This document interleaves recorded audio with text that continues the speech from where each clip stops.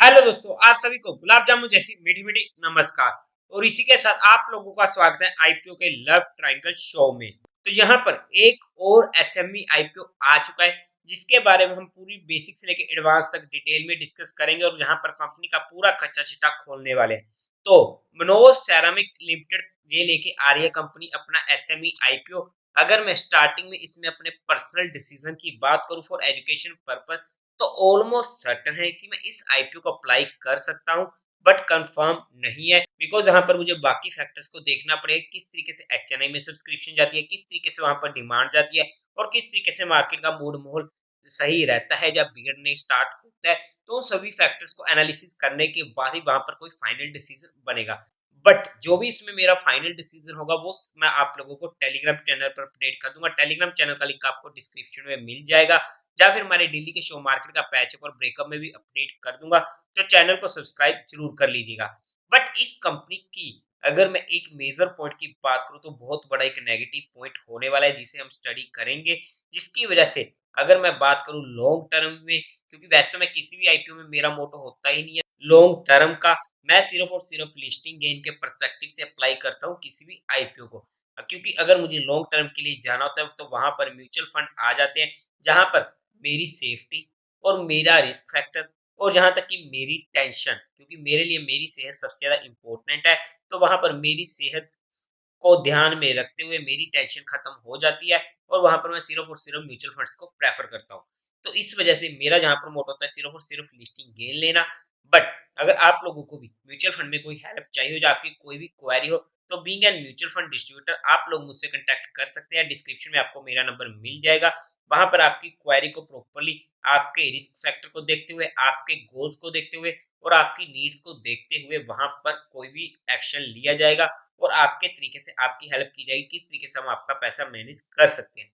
Anyway, अब अगर हम कंपनी की बात करते हैं डिटेल में जाकर, तो सबसे पहले अगर हम इसकी बेसिक डिटेल्स की बात करते हैं, तो जैसा कि आप लोग नाम से क्लियरली देख पा रहे हो, सेरेमिक्स की कंपनी होने वाली है, मतलब कि टाइल्स की, जहां पर ये कंपनी 1991 में इनकॉर्पोरेट हुई थी। अगर हम कंपनी के काम की बात करते हैं तो ceramic tiles and tile adhesives का ये काम करती है under the brand name MCPL. Generally जब भी हम घर वगैरह डिजाइन करते हैं तो वहां पर जो हम यूज करते हैं वो होती है टाइल्स। बट अगर आपका भी घर आपने अपने सामने कंस्ट्रक्ट होते हुए देखा होगा, तो वहां पर टाइल्स के साथ कुछ एडहेसिव भी यूज किए जाते हैं, जिसकी वजह से टाइल्स को जोड़ा जाता है, तो वो टाइल्स एडहेसिव हो जाते हैं। तो वहां पर ये कंपनी इन दोनों की ट्रेडिंग का काम करती है। अगर मैं आगे बात करूं तो इसका जो प्रोडक्ट पोर्टफोलियो होने वाला है मेनली दो चीजों में होने वाला है, एक तो हमारी टाइल्स होगी और दूसरा होगा टाइल एडहेसिव। जनरली जब हम टाइल्स की बात करते हैं तो वहां पर various shape, colour and sizes होने वाले हैं through its dealer network, retail showroom, exporting and B to B sales to various end user such as architects, builders, contractors. मतलब कि काम अच्छा है। अगर हम देखते हैं तो अच्छी सप्लाई भी इनके पास होने वाली है। बट जो मैंने सबसे बड़े नेगेटिव पॉइंट की बात करी थी, तो वो ये होने वाला है कि ये टाइल्स को थर्ड पार्टी से मैन्युफैक्चरिंग करवाती है, खुद ये प्रोड्यूस नहीं करती है। अगर कोई थर्ड पार्टी किसी को माल बेच रही है, अगर मैं वहां पर जाऊं कि आप लोग मुझे भी माल बेचो, मैं भी यहाँ पर ये काम करना चाहता हूँ, तो वो मुझे भी जवाब नहीं देंगे, और मैं वहां पर ब्रांड नेम चेंज करके अपना भी काम शुरू कर सकता हूँ। जिसकी वजह से मुझे सबसे बड़ा नेगेटिव पॉइंट लगा इस कंपनी का, एक तो हमारा प्रॉफिट मार्जिन काफी ज्यादा कम हो जाता है जब हम किसी थर्ड पार्टी से मैन्युफैक्चरिंग करवाते हैं, क्योंकि वहां पर हमें सिर्फ अपना कमीशन देखना पड़ता है। हमें देखना पड़ता है कि कॉन्ट्रैक्टर भी हमसे ना छूटे, और हमें जिससे मैन्युफैक्चरिंग करवा रहे हैं वो अपना का हिस्सा तो लेगा ही लेगा। बट वो अगर खुद मैन्युफैक्चरिंग करते तो वो सारा का सारा प्रॉफिट जाना था इनके पास, और क्वालिटी पर्पस ये जितना मर्जी डिमांड कर सकते हैं अपने प्राइस की, अगर क्वालिटी अच्छी है। तो इस वजह से ये कंपनी का सबसे बड़ा नेगेटिव पॉइंट आ जाता है, जिसकी वजह से लॉन्ग टर्म में क्या सस्टेन कर पाएगी या नहीं कर पाएगी, एक मेजर क्वेश्चन मार्क आ जाता है। और उसी के साथ साथ एक ऐसा बिजनेस, देखो ऐसा बिजनेस है चलेगा लॉन्ग टाइम, घर बनते रहेंगे, रोड्स बनते रहेंगे, ऐसा काम कभी बंद नहीं होने वाला है। बट हाँ, इस बिजनेस में काम भी काफी ज्यादा होने वाला है, तो वहां पर क्वालिटी वगैरह अगर ये खुद मैन्युफैक्चरिंग करते तो ये कंपनी के लिए मेन पॉजिटिव पॉइंट होने वाला था। बट अगर हम आगे बात करते हैं, कंपनी का जो नेटवर्क होने वाला है डीलर्स का, वो मेनली होने वाला है वेस्टर्न एंड साउदर्न रीजन में, जिनमें मेनली आ जाते हैं महाराष्ट्र, गोवा, तमिलनाडु एंड कर्नाटका।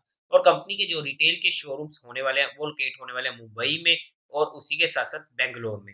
अब अगर हम इनके दूसरे प्रोडक्ट पोर्टफोलियो की बात करते हैं तो वो होने वाला है टाइल्स एडहेसिव का, यानी कि टाइल्स को चिपकाने वाला काम हम अगर देसी भाषा में बोलते हैं, वो तो वहां पर जो ये टाइल्स एडहेसिव का काम करती है, ये भी इनका जो डिस्ट्रीब्यूशन नेटवर्क होने वाला है महाराष्ट्र में होने वाला है।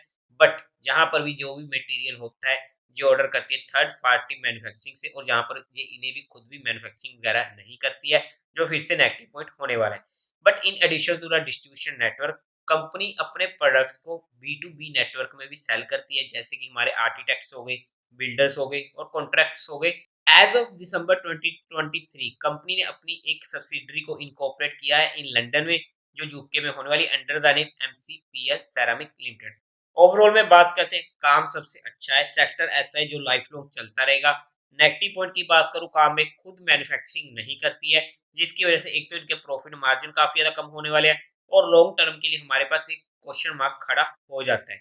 अगर हम बात करते हैं इस आईपीओ के टाइम टेबल की, तो ये आईपीओ ओपन होने वाला है 27 को, क्लोज होगा 29 दिसंबर को। अलॉटमेंट होगी 1 जनवरी से, रिफंड मिलने शुरू हो जाएंगे 2 जनवरी से, आपके अकाउंट में क्रेडिट हो जाएंगे 2 जनवरी को। टेंटेटिव लिस्टिंग डेट होने वाली है 3 जन की। अदर डिटेल्स की बात करते हैं तो 10 रुपीज पर शेयर की फेस वैल्यू होने वाली है। प्राइस होने वाला है 62 रुपीज पर शेयर का। लोड साइज रहेगा 2000 शेयर्स का। टोटल इश्यू साइज की बात करते हैं तो 14.47 करोड़ का, फिर से एक काफी छोटे साइज का आईपीओ है, जहां पर जिसकी वजह से हमारा रिस्क बढ़ जाता है, बट रिस्क के साथ साथ रिवॉर्ड भी बढ़ जाता है। बीएसई पर ये लिस्ट होने वाला है। और उसी के साथ साथ अगर हम कोटा की बात करते हैं, तो वहां पर रिटेल कैटेगरी में 50% का, एचएनए कैटेगरी में 50% का। लोड साइज की बात करते हैं, रिटेल कैटेगरी में एक लोड 2000 शेयर्स का होने वाला है, जिसकी अमाउंट पड़ेगी 1,24,000 की। एचएनए में 2 लोड्स के लिए मिनिमम के लिए अप्लाई करना पड़ेगा, जहां पर अमाउंट पड़ेगी 2,48,000 की। अगर हम बात करते हैं इसके प्रमोटर होल्डिंग की, तो आप यहाँ पर प्रमोटर्स के नाम स्टडी कर सकते हैं। और उसी के साथ साथ अगर हम शेयर होल्डिंग पैटर्न की बात करते हैं, तो प्री इशू था 99.55% का, जो पोस्ट इशू रह जाएगा 71.67% का। अब अगर हम कंपनी के मेन मुद्दे की तरफ चलते हैं, यानी कि कंपनी के फाइनेंशियल्स की ओर, और वहां पर अगर एक नजर बनाते हैं, तो सबसे पहले टोटल असेट 60 करोड़ के थे 2021 में, जो डिक्रीज हुए नेक्स्ट ईयर 58.66 करोड़ के रह चुके थे, बट फिर से नेक्स्ट ईयर 2023 में इंक्रीज होकर 77.87 करोड़ तक पहुंच चुके थे। अगर हम पहले 6 मंथ में देखते हैं 2024 के, तो 84.91 करोड़ के होने वाले। अच्छी ग्रोइंग रेट है, जहां पर हल्का सा डिक्रीज देखने को मिला है, बट ठीक है, नेगेटिव पॉइंट है, बट इतना मेजर नेगेटिव पॉइंट नहीं है, क्योंकि हमें टोटल असेट में देखने को मिला है नेगेटिव पॉइंट। अगर हम रेवेन्यू की बात करते हैं, तो 37 करोड़ 2021 में था, नेक्स्ट ईयर बढ़कर 44.99 करोड़ हो चुका था, फिर से नेक्स्ट ईयर 74.93 करोड़ के। काफी अच्छी ग्रोइंग रेट देखने को मिल रही है। अगर हम पहले 6 मंथ में देखते हैं, तो 43.74 करोड़ के हमें देखने को मिल रहे हैं, काफी जबरदस्त ग्रोइंग रेट है। प्रॉफिट आफ्टर टैक्स 2021 में था सिर्फ और सिर्फ 8 लाख का प्रॉफिट। अब आप खुद देख लो इनका प्रॉफिट मार्जिन, इन्हें इनकम हो रही है जहां पर इनके पास टोटल रुपया आ रहा है 37 करोड़ का, और प्रॉफिट कितना आया, सिर्फ और सिर्फ 8 लाख का। इस वजह से प्रॉफिट मार्जिन काफी ज्यादा कम हो जाता है जब हम किसी थर्ड पार्टी से मैन्युफैक्चरिंग वगैरह करवाते हैं। और नेक्स्ट ईयर इंक्रीज हुआ तो 94 लाख का प्रॉफिट। 2023 में इनका प्रॉफिट 3 करोड़ के पास पहुंचा था। अगर आप प्रॉफिट मार्जिन निकालने की कोशिश करोगे ना, 5% का भी नहीं होने वाला है, जो एक नेगेटिव पॉइंट हो जाता है। अगर हम लेटेस्ट में बात करते हैं पहले 6 मंथ में, तो 3 करोड़ का प्रॉफिट हमें यहाँ पर देखने को मिल रहा है। अब अगर हम नेटवर्थ की बात करते हैं, तो 16 करोड़ की, रिजर्व एंड सरप्लस में 7.6 करोड़ की, और टोटल बोनस होने वाली है 58 करोड़ की इसके पास। अगर हम ओवरऑल में फाइनेंशियल की बात करते हैं, देखो फिगर्स अच्छे हैं, फिगर्स में दिक्कत नहीं है, बट प्रॉफिट आफ्टर टैक्स जो हमारे लिए इशू बनेगा, क्योंकि मार्जिन काफी ज्यादा कम है, तो उस वजह से हम इसके फाइनेंशियल्स को ओके ओके कह सकते हैं। क्योंकि हमें कोई भी कंपनी लॉन्ग टर्म में पैसा तभी बना के देगी जब वो कंपनी खुद कमाएगी अच्छा खासा, तो ये हमारे लिए एक पॉइंट आ जाता है लॉन्ग टर्म में। मैं ये नहीं कह रहा कि कंपनी बुरी है या काम अच्छा नहीं है, काम अच्छा है, बट जो दिक्कत, आई थिंक आप लोग इस पॉइंट को समझ पा रहे हैं। बट अगर हम ऑब्जेक्टिव की बात करते हैं, तो इनको वर्किंग कैपिटल एक्सपेंसेस के लिए पेमेंट की जरूरत है, और जनरल कॉर्पोरेट पर्पस।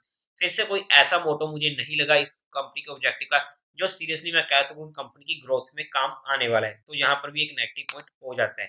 अगर हम कंपनी के फंडामेंटल्स की बात करते हैं, पी रेशियो है 0.26 की, मार्केट कैपिटलाइजेशन है 51 करोड़ का, डेट टू इक्विटी रेशियो 3.86 की, ईपीएस 241.62 का, रिटर्न ऑन नेटवर्थ 27.67% का, आरओ एंड डब्ल्यू अच्छी खासी है, ईपीएस काफी अच्छी है, डेट टू इक्विटी रेशियो हमें दिक्कत दे रही है, और स्पेशली ऐसे काम में जब खुद मैन्युफैक्चरिंग नहीं करती है तब तो काफी ज्यादा है। मतलब कि फंडामेंटल भी हम ठीक ठाक बोल सकते हैं अगर हम ओवरऑल में बात करते हैं। और उसी के साथ साथ अगर हम कंपनी के वैल्यूएशन की बात करते हैं, बट जो मुझे इस कंपनी का सबसे पॉजिटिव पॉइंट लगा, अगर हम पहले पीयर कंपेटिटर में चेक करते हैं तो एशियन ग्रेनिटो 5 का पी, मरुदुशेवर सेरामिक्स 53 का पी, ओरिएंट वेल लिमिटेड 23 6.78 का पी। जो पी वाइज वैल्यूएशन वाइज अगर हम कंपनी की बात करते हैं ना, तो एक ऐसी वैल्यूएशन पर ये कंपनी अपना आईपीओ लेके आ रही है जहां पर कंपनी ने हमारे लिए लिस्टिंग्स को छोड़ा है, जिसकी वजह से मैं इस आईपीओ में इंटरेस्टेड हुआ हूँ सिर्फ और सिर्फ लिस्टिंग गेन के पर्सपेक्टिव से। बट अभी कोई भी फाइनल डिसीजन नहीं है, क्योंकि मेन होता है किसी भी आईपीओ में किस तरीके से वहां पर उस आईपीओ की डिमांड जाती है, किस तरीके से एचएनआई वहां पर रिस्पॉन्स करते हैं, किस तरीके से वहां पर मुझे एचएनआई की तरफ से सब्सक्रिप्शन देखने को मिलता है। तो वहां पर वो चीज काफी ज्यादा इंपॉर्टेंट हो जाती है जब हम किसी भी आईपीओ में लिस्टिंग गेन के लिए जाते हैं। तो जब तक वो चीज मेरे सामने नहीं आती तब तक मेरा कोई फाइनल डिसीजन नहीं बनेगा। But on the face of today, after watching it's valuation, it's almost certain कि मैं इस आईपीओ को अप्लाई कर सकता हूँ। बट फिलहाल के टाइम पे कोई भी फाइनल डिसीजन नहीं होने वाला है इसमें मेरा भी। बट अगर हम बात करते हैं इसके जीएमपी की, तो आज के टाइम पे जहाँ पर इसका कोई भी ग्रे मार्केट में काम नहीं हो रहा है, बट आने वाले टाइम में उम्मीद है कि जहाँ पर भी हमें ग्रे मार्केट का प्राइस देखने को मिल जाए। बट यहाँ पर हमने सिर्फ और सिर्फ कंपनी को एजुकेशन पर्पज डिस्कस करने की कोशिश करी है, जहाँ पर किसी भी तरीके कोई भी इन्वेस्टमेंट टिप या एडवाइस नहीं है। फिर भी अगर आप लोगों को इन्वेस्टमेंट करनी हो तो एक बार अपने रिस्क रिवार्ड रेशियो को मैनेज कर लीजिएगा और उसके बाद ही अपने फाइनेंशियल एडवाइजर से कंसल्ट करके कोई भी डिसीजन बनाइएगा, क्या आपको ये आईपीओ लगाना चाहिए या नहीं लगाना चाहिए।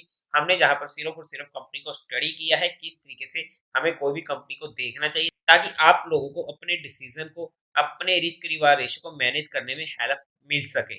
बाय द वे देवी और सज्जनों, उम्मीद है आप लोगों को ये वीडियो अच्छी लगी होगी, तो इस वीडियो को लाइक कीजिएगा, शेयर कीजिएगा और साथ ही साथ चैनल को सब्सक्राइब करें। हर हर महादेव।